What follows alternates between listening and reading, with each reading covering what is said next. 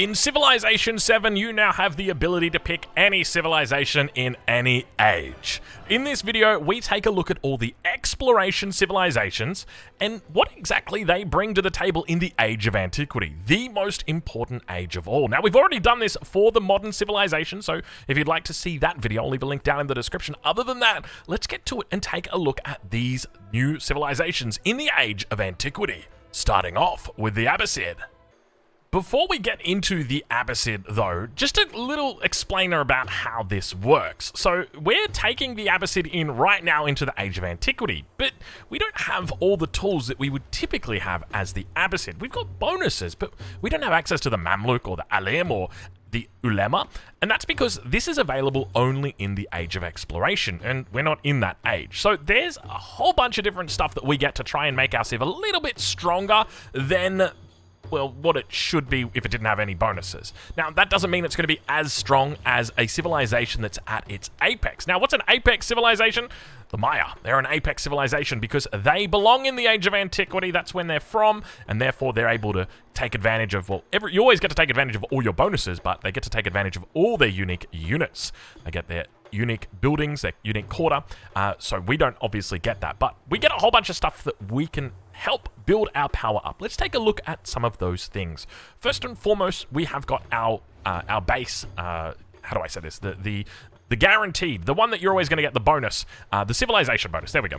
It's called Medina. So you receive 10 gold for each rural population of the city when it has a growth event. So if you've got 5 rural population, that means that you've got, say, these little guys out here. Let's grab some camels, let's grab some of the dates. So we've now got 2, as you can see, 5 gold, 10 gold. We've now got a total of 2 population, or 2 rural population out here. So next time we grow in 2 turns, let's go ahead and do that, we'll get 15 gold. And of course, the more, the merrier.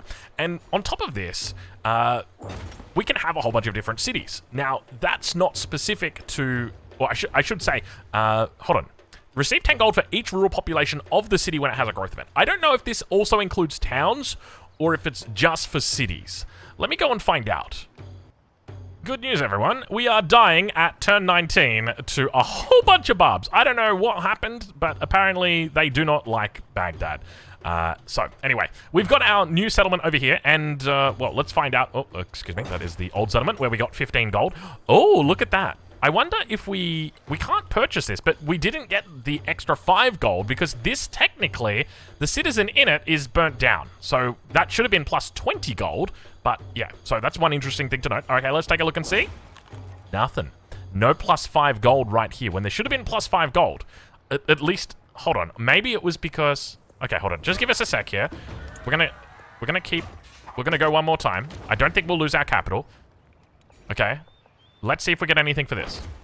We get nothing. Okay, so it only affects the city, as it says, but you can never be sure. You know, I trust the words, but I don't always trust the UI. So you receive 10 gold for each rural population of the city when it has a growth event, scales by game speed. Not a really strong bonus, but I guess it gets better the longer it goes, right? Like, this is going to be great in exploration. It's going to be great towards the end of Antiquity. If you've got a lot of cities, this is going to be great, but overall, we can see it's not going to be a huge bonus. Like, I was thinking I'll get a whole bunch of towns, but then you're kind of disincentivized from having a whole bunch of towns that are growing big, because the bigger that you grow while you're a town, the less gold that you're getting. So one thing to consider. Anyway, let's get into some of the other bonuses that you've got access to. So instead of having a unique civic tree, you've got, well, you do have a unique civic tree, but it's not very big. You've got a unique civic called the Abbasid Origins, where we get access to 1 tradition slot and plus 1 happiness and science in towns. So if you've got 5 towns, you've got 5 science. It's not a huge bonus, but it's decent, right? Like, we're still going to be, we're going to welcome it. On top of that, we also get access to a scientific bonus, which is the first time I think we're seeing this between the 2 videos that we did, including the modern era. And we also get access to, I think that's the expansionist bonus that is coming through. So an extra 10% production towards constructing warehouse buildings and an extra 10% gold towards purchasing them. So it helps out with the production a little bit. And then we've also got plus 1 specialist limit in the capital for this age. So we get, if we wanted to, after we've researched that, we can put a specialist in the capital straight away, which, of course, probably not, you don't want to be doing that too much in Antiquity. On top of that, we can take a look at the syncretism. So every civilization gives you access to some things that you can borrow from other civilizations that are at their apex. So we talked about apexes before, the fact that the Mayans are at their apex. I don't think we've got access to the Mayans though, and that's because we're playing Edward Teach, so he will give us access to Axum as well as to Carthage as a leader. So if we take a look now at the syncretism preview, we have Axum as well as Carthage, but as you can see, the Abbasid have also given us access to Egypt as well as to Achaemenid Persia, as well as Assyria. So we've got access to a whole bunch of different options here. Now, we can only pick one of them. There are potential options of units of infrastructure you could incorporate, but you can only choose one. Now, keep in mind, if we chose the Necropolis, that would unlock the Mortuary Temple and the Mastaba. It's not like we can just choose the Mastaba. We can choose one, or we can choose both of them together. So, now that I think about it, hold on. Dude, is it just me, or would Assyria be crazy overpowered? Think about this, okay? You have the unique quarter. Oh, God. Hold on a minute. Okay, all right, hold on, I gotta try this. What I'm thinking is this, okay? If you look at Assyria, and this is the first time I'm just like doing it right now, you don't get codices from technologies, right? And I'm pretty sure it used to be that you don't get science from codices either. So there's a world, oh my God, they could be absolutely busted to have like as your syncretism, because you get production and you get science, which is absolutely wild, and you can get some crazy good numbers on here, and you get the codex slots, and you get production on each great work in display in the settlement. Dude, Assyria, oh, not to mention they have the Magaru, which is just crazy. Okay, Assyria is totally going to be one of the go-tos when I need to find every leader and every civilization that has access to Assyria. This is going to be crazy good. So just the fact that you get access to Assyria as the Abbasid is just like already a massive boost. Like that is crazy strong, because it's like, it's not balanced. You get +2 production for each great work, and it gives you science, and then you get the science, and then you also get the production for the Citadel as well. Crazy good. But let's check back in though. Let's reframe things, okay? What's our narrative event? What do we actually get our options for? So we can choose a migrant and science, not bad. Or we can choose to have +1 happiness adjacency for the town hall and palace. So I'm assuming that what this is saying, if we've got this is a town hall here, there's a palace over here. +1 happiness adjacency. It's not very specific, is it? Like that could be +1 happiness adjacency for improvements, or it could be +1 adjacent, like rural population, or it could be for buildings. I suspect it's probably buildings though. Should we try it out? I mean, it's going to be a little bit hard in this playthrough, but look, we'll give it a go. Give me a second here. Okay, it's been 10 turns. I don't know what we did to upset the AI, but they have been relentless over these last 10 turns. Let's take a look and see what it actually does. So we've got the narrative choice here, and we are going to go ahead and slot that. So that's a +1 happiness adjacency for the town hall and palace. So now buildings gain a +1 happiness adjacency for the town hall. Oh, it is buildings. Okay, so buildings gain a +1 adjacency. So if we were to put this down here, it doesn't give us any happiness. However, if we were to construct a brickyard here, you would see that we just get a happiness by putting it down here. So let's go ahead and let's just put that right there. That'll give us +1 happiness. We could also purchase a granary over here, and as you'll see, we get +1 happiness from it. So, I mean, if you're building a lot of buildings around here, let's say that, I mean, you're going to probably build 4 to 5 quarters around your city center typically. This probably works out to be 8 to 10 happiness, which isn't like that's not bad.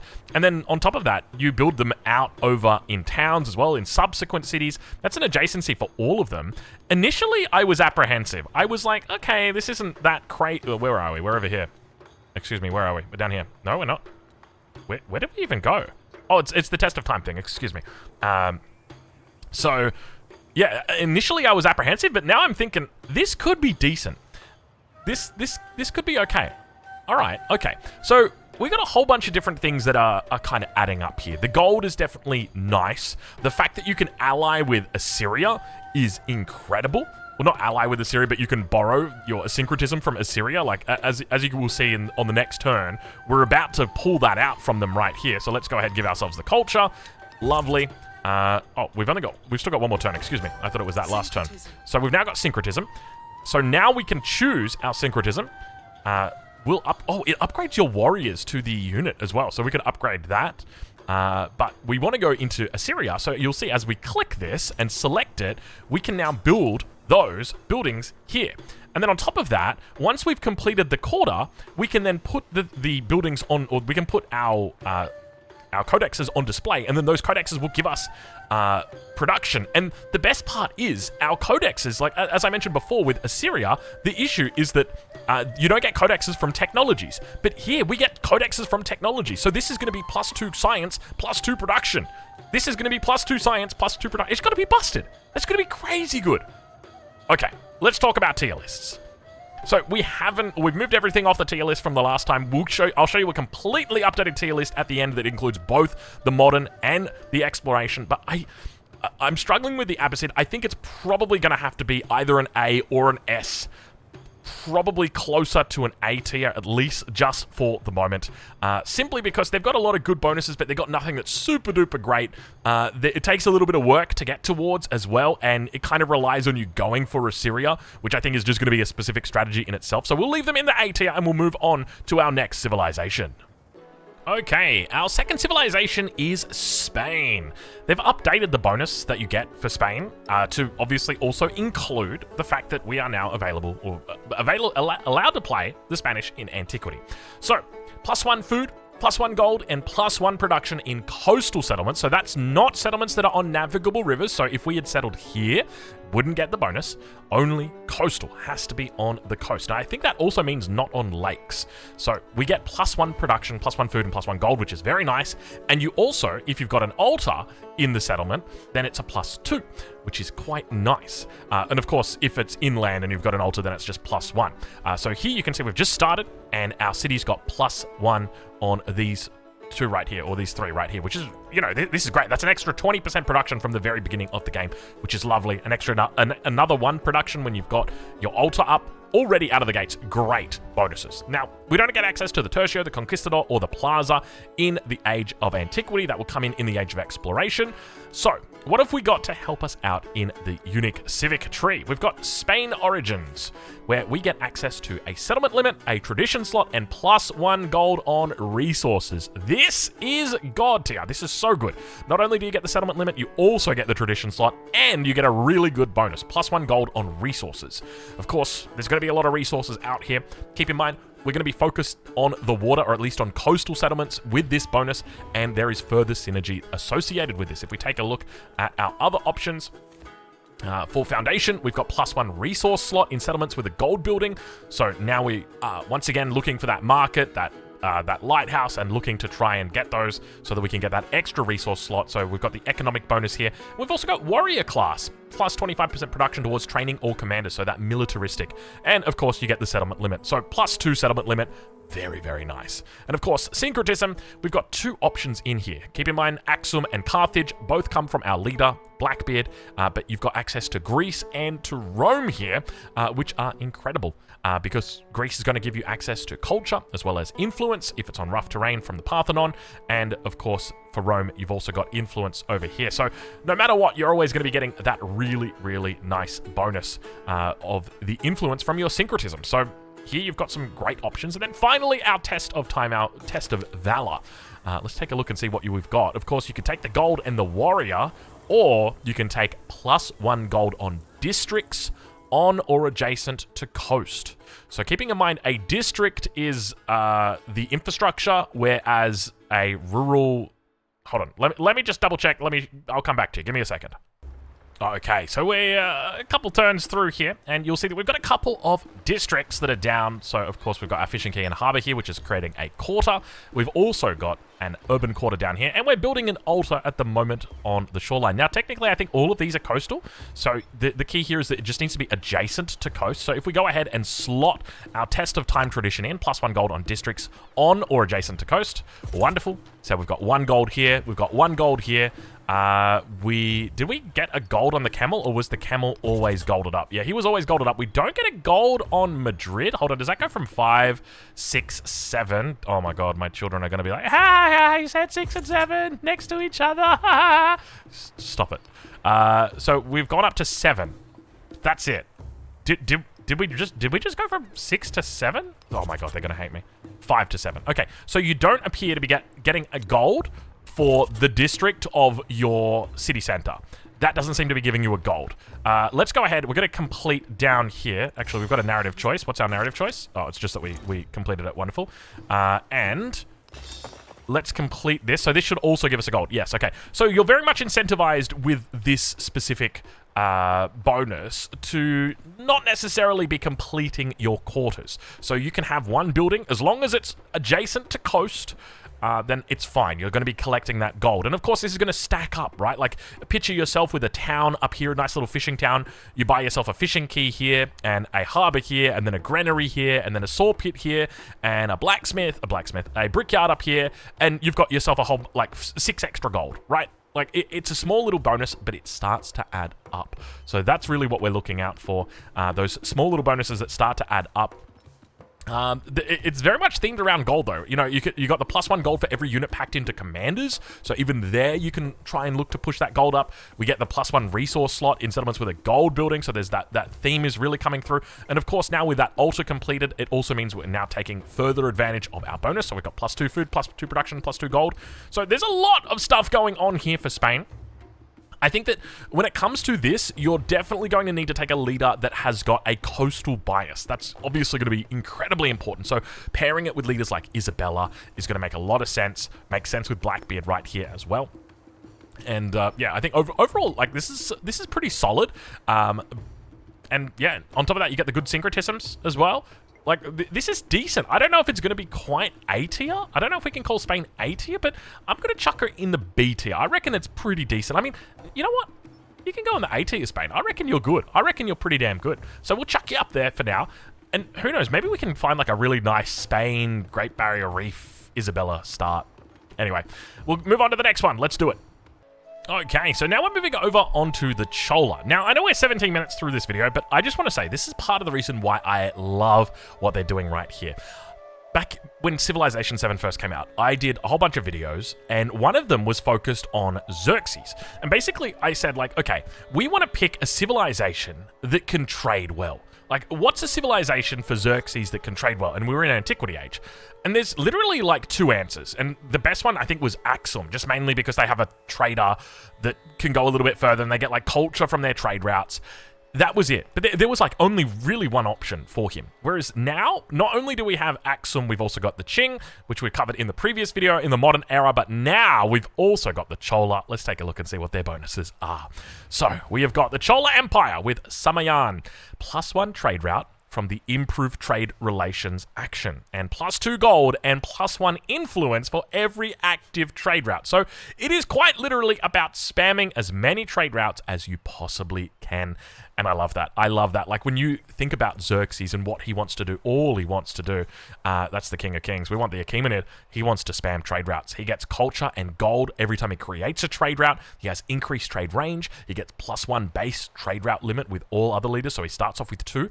It's just, there's so much going on for trade here. And now, like, he is the real guy that has been buffed here in this patch. So, anyway, so we got Samayan. You don't get the Callum, you don't get the Ortu, you don't get the 500 Lords unique quarter. Not until Exploration Age, but instead you do get some other bonuses. Let's take a look and see what we've got under the hood. Antiquity Test of Time. The Chola Origins. We've got the settlement limit, +1. Tradition slot. That's just amazing. You get the tradition and the settlement limit. And you get Deva Costa, which is +2 culture on gold buildings. So gold buildings, unfortunately, there's not many of them. There's the market, there's the lighthouse. That's it. At least in the Age of Antiquity. There's not a huge amount, and these do come quite late. You're talking turn 60, turn 80, turn 90 for those 2 buildings. So even if you got 4 of them, like, let's say you had 4 cities and each one made a market, you're only talking 8 culture, and by the time it comes, it's pretty late. So look, it's got good base bonuses. It's got the settlement limit and the tradition slot, but not a very good unique bonus here for the Chola. Let's take a look at their foundation. So we've got the merchant class being the economic and emissaries being the diplomatic. So I think it's the same as America, if I remember correctly. So these are decent. For the synergy with regard to the trade, doesn't really change much other than the merchant class. I mean, it gives you more resource slots, so that's good. Gold building, so you're getting another resource slot from the gold building, and then you're creating a gold building, and that's giving you culture, so there's definitely some synergy in there. You're going to be wanting to focus on gold buildings here, that is for sure. You know what I'd love to see? What if they made it so that, like, the gold buildings also gave, like, one extra trade route with the leaders? That'd be kind of cool, wouldn't it? Maybe not. Maybe don't give it to the market, because I mean, it already gives +1 resource capacity in this settlement, but like maybe the lighthouse. I mean, you kind of already get. I mean, you get naval trade range, but yeah, like it's just like a little extra thing that would be kind of cool, right? Like plus here you got +2 resource capacity in the settlement for the lighthouse, but like I don't know. What do you think? Is that an idea? I feel like that's an idea. Giving the market +1. How do they word it for him? Yeah, +1 trade route. So you'd say +1 trade route for the market, or like +1 trade route with all other leaders. How do they word it for Xerxes? Sorry, I'm going mad off topic right here. I apologize. +1 trade route limit with all other leaders. So it would literally just be exactly these words on the market. I like that. It would make people go for the market a little bit earlier as well. Because like if you're pumping out traders, maybe you don't want to spend the influence right away. You could just drop a market. Oh, but then you could build lots of markets and that would pump up the trade route. Yeah, that wouldn't work. Never mind. Okay, never mind. Wouldn't work. We solved our own problem before we fixed it. Anyway, so we've got the Chola origins. We've got the foundation that's come through. Decent, good synergy. Syncretism, what are our options? We've got the Kamai and we've got the Moria. Neither of these are really stuff to write home about. I mean, the Purabatera is decent when you want to go to war, but normally if you're trading, you probably don't want to be going to war, but you do have, I mean, this is coming from Axum, and Axum is coming from Blackbeard, but like the fact that you could potentially get the, gosh, where were we? Excuse me. Over here, then down here. The fact that you could potentially get the Dao would be crazy good, because the Dao is a unique unit for Axum, so we could technically unlock them. And then on top of that, we could use, like, we could spam DAOs. Oh, actually. Oh, yeah. Oh, shit, yeah. Oh my God. Okay. No. Yeah, that's totally intended. Okay, so we get the DAO, which has got extra combat strength on coasts, can cross borders of other civilizations, and has a charge to create a trade route. And now you can also ask for more trade routes because you are, because that's what you do. But hold on, I haven't even mentioned the fact, like, the one thing that ties this together, and that's the narrative choice. The fact that you could ask for have culture and science if you don't want to do this, but if you do want to do this, check this out. Plus 30% production towards constructing naval units. So now you're getting an extra 30% production towards naval units, and as long as you pair this with a leader that gets access to Axum, so think of Blackbeard, think Amina potentially, and then from there you can use your syncretism bonus to pick up the Dao, and then the Dao, the really good thing about the Dao is, apart from the fact that it's above 50,000, it is, sorry, that's a joke. So the issue that you've got with merchants is that they scale in cost. Every time you build a merchant, the cost increases. However, every time you build a DAO, the cost stays the same. So if you've built 15 merchants, your cost for your next merchant is going to be insane. Whereas if you built 15 DAOs, it's going to be the same cost as the one before it and the 15 before that. So essentially what this allows you to do is infinitely scale without having to go too crazy on your production costs. So that is a really massive bonus. So I would say if you're planning on playing the Chola, as a trade empire, which you absolutely could, make sure you pair it with a leader that is going to be focused around trade. Anyway, let's get, oh my gosh, I can't believe it. We're talking about the tier list, and I'm thinking, we can't put everything in the A tier, but all of a sudden I'm like, hey man, like Chola are looking real good. You know, if you can look at every single civilization and be like, I can see what they're going for here, and I reckon this is going to work, that's a good thing, man. That's a good thing. Like, you don't want to be down here sitting in the D tier, like, that's a terrible design, terrible synergy, terrible idea, get it out of here. Like, it doesn't feel good, man. So yeah, let's get to the next one. I think we've got the Incans coming up next.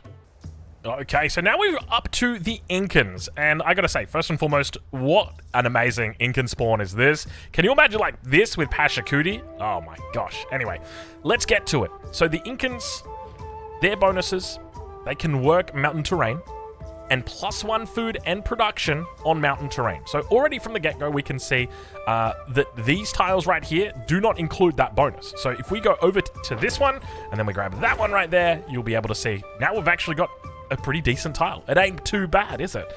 So that is quite nice. Hopefully there's other ways for us to buff up our mountains, so let's wait and see whether or not we'll be able to do that. So these are the key bonuses that you've got access to in Antiquity. You do not get access to any of these, including the Terrace Farm, unfortunately, in the Age of Antiquity. They all come in Exploration. So let's go take a look at what bonuses we do have in Antiquity with the Incans. Incan Origins, we've got 1 tradition slot, great, no settlement limit, so but plus 5% food in settlements with their city center adjacent to a mountain.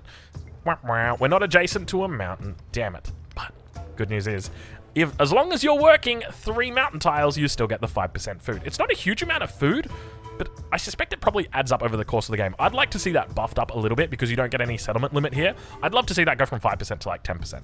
But at the same time, I guess if you're playing with like Pashakuti, that's dangerous to do, so probably just keep it at 5% for now. We'll wait and see. It's a number that we can twiddle with.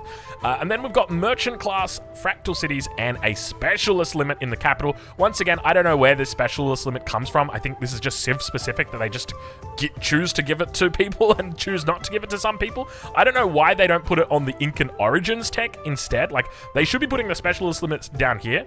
I got no idea what's triggering the specialist limit, I'll say that. It feels like they're just kind of picking and choosing, because some civs just get it and some civs don't. Anyway, so we've got merchant class fractal cities, so these are economic as well as expansionist bonuses that we've got. At least I think that's what it is. Yeah, I'm 99% sure it is.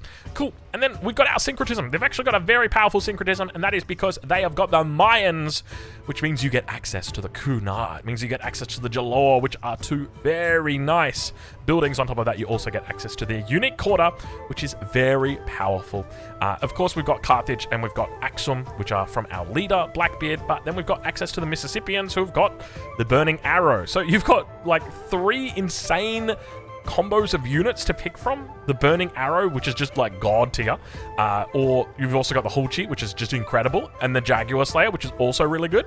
And then you've got the Mayan infrastructure, so pick one and just go ham.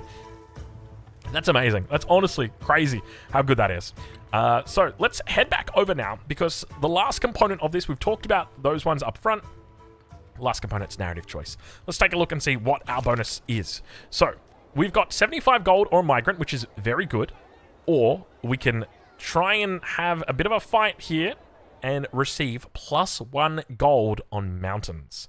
Yeah, that is quite nice. Now, obviously, they're not going to be sending the mountains to the moon in the Age of Antiquity, right? You're going to have to wait a little bit for them. But I think at the very least, players are going to be looking to get 3 mountain tiles, primarily because these tiles are going to guarantee that you can get that 5%. Now, my question to you, if we were to work a natural wonder that has mountainous tiles, do we also get the yields on it? In which case, is it going to be broken? Let's see if we can find a natural wonder. Give me a second here. Okay, that took a little bit longer than what I was expecting. We did manage to find Herokwago right next to our capital. However, Khotan sent like an insane amount of troops at us, and we've only just managed to get out. We lost like 2 settlers. In the capital, we've taken quite a few of our mountains. There's no easy way to show it, but we've got all of these bad boys right here. We don't have these ones here. And we're also building Pyramid of the Sun because, well, why not? It's turn 36 and we can. We're also going for a syncretism, so let's find out and see whether or not we're going to get this these stats for it. Oh, Lord. Oh, Lordy. Oh, Lord. +1 food on breath. Oh, hold on. We got a triumph right here. Improve at least 1 tile from all natural wonders in your homeland. There's only 1, it appears. We got +1 food on it. So is that a...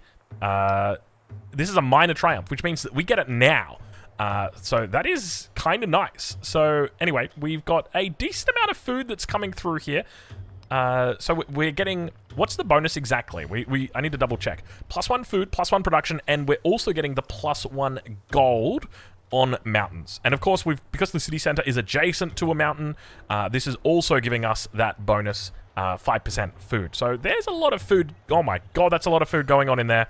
On top of that, you can combine things like our Pantheon Earth Goddess, which is giving us +1 happiness adjacency for mountains and natural wonders. So, I mean, that's obviously going to be very nice here, but it also just means that we're getting adjacency over here. At least, I think that's how that works. Anyway, we'll work it out later. But look, overall, the Incans feel quite nice. This is another one where it's like, I think there's going to be quite a bit of consistency here. It can suck if you don't get good mountains, but even if you do, like, these are still good tiles. And another cool thing about it is, like, as you can see right here, we've got the Kaolin, and we got this by going over the mountains. So it does give you quite a bit of flexibility in the tiles that you can choose. You're no longer limited by these in Antiquity, which is nice. Now, of course, we've completely ignored the cotton that's here, but of course we don't want to just be the same guy grabbing cotton every single game. Yeah, look, overall, I think the bonuses are actually pretty solid. So the fact that you can work mountain terrain, there's definitely some good things. There's some great synergies. The fact that you're now incentivized, like Herrickwago, you normally wanted to work it anyway. But if we take a look at natural wonders, excuse me, we've got wonders over here, but I don't think these are natural. There might be a bit further up here. The map. Yeah, natural wonders. So there's some wonders that you normally wouldn't really work in your capital, as an example, or even in like subsequent ones, they'd be hard to justify. So Mount Fuji, like this doesn't really give you much. Gold, culture, and happiness. But now all of a sudden you're getting 1 food, 1 production, makes a difference. And then you're getting the gold as well. So it could be the difference between it. Or like Mount Kilimanjaro, as an example, I don't actually... I know if I see Mount Kilimanjaro, I normally won't go for it. +2 production and 4 happiness per age. Like, meh. It's only 2 production on a tile. Like, I can find better than that. Like, this gypsum right here is 6 production. That's 2, not to even mention how much that's actually going to be. Like, you would take the gypsum over it any day. Anyway, that's the point is, I think this is quite nice. I think that this can work. You obviously don't get access to this, but there's a whole bunch of synergies that work really well here. You also get access to the Mayans in syncretism, which is just god tier, not to mention the fact that you get access to the burning arrow if you want to. The origins, I feel like it could be buffed a little bit, but for the moment, it's probably best to keep it at 5%. And you get the specialist limit for the capital. I don't even think we've talked about the specialist limit. We get a specialist in 7 turns, apparently. We probably could have given it a specialist just then, but do you have to slot that in? No, you don't have to slot that in. You can see that you kind of run out of slots as well with these traditions, though. But anyway, look, overall, if we had to put it on the tier list, and we do, you'd say that it's probably going to be a bit dependent on spawn, and because of that, it's hard to justify a B tier without it being exceptional, or sorry, an A tier without it being exceptional, so we're just going to go with B tier here. I think this is nice and safe for it, and yeah, look, overall, I'm looking forward to playing the Incans. I'm looking forward to doing like a playthrough where we go like Inca into Nepal. I think that can work very, very well. So yeah, and like they've obviously got a mountain bias. We'll say that right now. Look at all these mountains. So yeah, Pachacuti. I mean, before, like with Pachacuti, we were doing like Kamai, which just didn't feel good at all. There was nothing for Pachacuti. Now all of a sudden I can play the Incans on Pachacuti and Antiquity. Hell yeah, brother. Anyway, let's get to the next civ. All right, next on the list is the Majapahit. I don't know how to feel about this. Okay, let's start it off. So you've obviously only got access to these key bonuses here at the top. You don't get access to the Seatbang, the Padanda, or the Pura. So their bonus is called Nagara. All cities, except the capital, receive +1 specialist limit. Okay. If you transition away from the Majapahit, the specialist limit goes away. The increase goes away. Specialists over the limit become inactive until you increase the limit. Can I just say from the outset, I just don't like how this functions at all. Like, it's so... I feel like this needs to be redesigned just because it feels bad. I don't want to ever think I'm putting a specialist on a tile for it to just go away.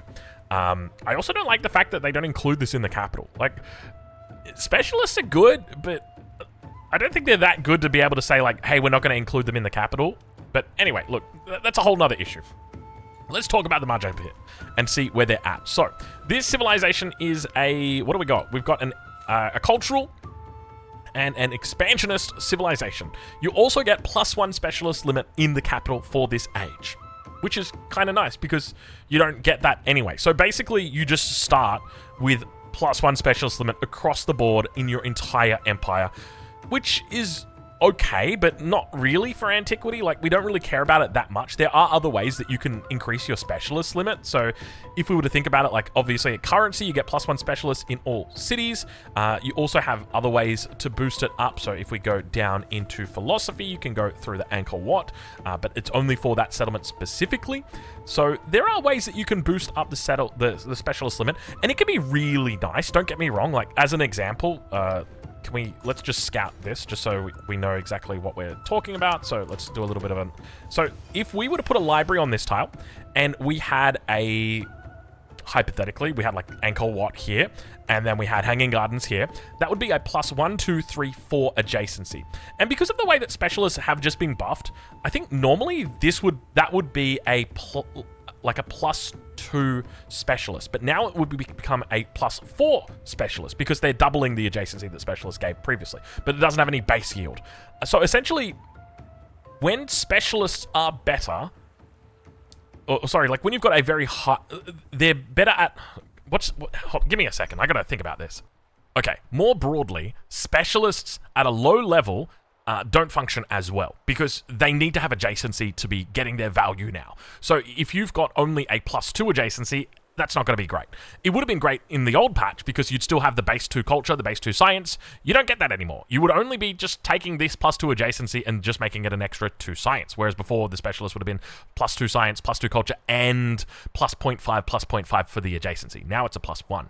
So what that means is there are worlds where you can get crazy good adjacency. So hypothetically, if this right here was a market, I was going to say a commerce hub, a market, you could have all of this be water.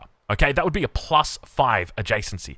But then what you could also do is build a wonder on this tile right here, and then now it would be a +6 adjacency. But on top of that, you could also go ahead and do something a little bit crazy. You could put the Colossus on this tile, and now it's a +7 adjacency. And if you really wanted to get creative, you could then put the Great Lighthouse down over here, and now it's a what are we at? We're +6, +7, +8. So now you've got a +8 adjacency, and that works fine with one specialist, it's balanced, but now you throw a second specialist in there. Now throw a third specialist in there with Angkor Wat and the bonuses that we've got, and now you start talking about real crazy stuff because that becomes a +24 tile. It works out to be like 32 gold that you would have from that, which is 100% possible, legal, and absolutely can happen. So do talk to your psychiatrist about it, talk to your counselor about it. They are real, they will hurt you. Anyway, let's get into the other bonuses that we've got. So the big one, at least for me, is civic. +1 culture on marine biome in cities. This is incredible. Now, there are other civilizations that also have marine biome bonuses. So if we take an example look at Tonga, I think has got a pretty decent one. We can't actually see it because I think it's in the unique civics, but I'm pretty sure they get like a super duper good one. So we can double check that, but it's like, if you really want to play water, like, do you really want to play Majapahit? I mean, I think it's very much specialist focus on the water with this kind of combination that we're seeing here. On top of that, they do get a very good combo here. So they've got culture, which is lovely. They've got the specialist limit as well given to them. And then, of course, they've also got the expansionist bonus for the construction of warehouse buildings, which is very nice. When it comes to syncretism, nothing too crazy here. I would say that when it comes to this civilization, like, what are you thinking about here when it comes to this? So, Kamai, no. Like, units and infrastructure both just meow. The Moria, not really. Happiness doesn't really mean much to us. I mean, there's some nice adjacencies in here, but you want to stack this with a happiness leader like Charles, then it could be, or Charlemagne, so then it can be quite good. But other than that, you're going to have to be looking for a leader synergy here with this civilization. And I, to be honest, I think we've got quite a nice one here with Edward Teach. So if we take a look at his bonuses, Carthage, I kind of like this idea. If we're playing water, if we're playing coastal, then Carthage actually works pretty well. And this is one thing, like, normally I write off Carthage. I don't even look at Carthage as an option, but hold on a minute, like, there's some really good stuff in here.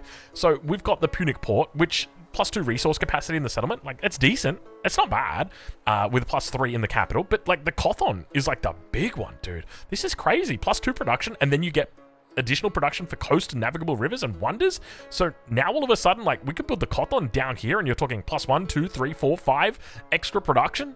That's good. That's really good. So definitely finding a nice syncretism combo is going to be important for this civ, but I would see that more as a weakness than as a strength. The final thing that we'll be looking at is the narrative choice. Of course, you've got the option between a migrant and culture, which isn't bad at all, or plus 0.5 gold for every population in all cities except the capital. So keep in mind this is cities. Once again, not settlements, cities. So that means if you've got 10 population, then that's an extra 5 gold per turn. If you've got 3 cities and they've each got 15, that's an extra 45 population. So that would be an extra 22.5 gold. It can definitely start to add up. But the big thing here is that it doesn't include the capital. So I'm going to assume that it's something to do with the Majapahit in the way that it was like, I don't know, they had like, they were decentralized. They didn't have everything in the capital. And that's why you see these kind of weird bonuses where everything is like here except for the capital, everything but the capital. So we don't like to include the capital in things. Anyway, I don't like to include these guys too high on my tier list. The one thing that excites me is that +1 culture on marine biome. So I'll say that right now, but we're going to have to go a little bit lower on the tier list here. Apologies for putting that one right there. Let's fix that up a little bit. There we go. So yeah, we'll put it on C tier for now, and we'll move on to our final one for the day. Our final civilization for today is Mongolia. Well, this is a choice. We'll say that much. Mongolia is an interesting civilization. Let's get into their bonuses. Of course, you've got Boch. When you capture an opposing settlement, you gain the strongest cavalry unit you can currently train. Lovely. Minus 50% production. That's not plus 50% production. That's a minus 50% production towards training settlers. And chariots are unlocked with agriculture. So, you have got a lot of good things going for you. Unfortunately, you can't unlock the Keshik just yet. You have to wait for exploration for that to come. You do get this amazing Mongol music, which I would just say is 10 out of 10. Let's take a look at the bonuses that you have.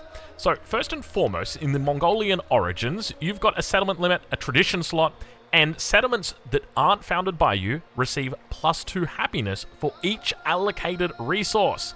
I love this. This is really, really nice. On top of that, we've also got Foundation, which includes 2 settlement limit increases. I love that as well. And then you've got Fractal Cities for Expansionists and Warrior Class Militaristic. So 2 bonuses there. On top of that, we've got the Syncretism bonus. So there are some interesting choices in here. First and foremost, we've got Han that you can choose from. You've got Achaemenid, Persia.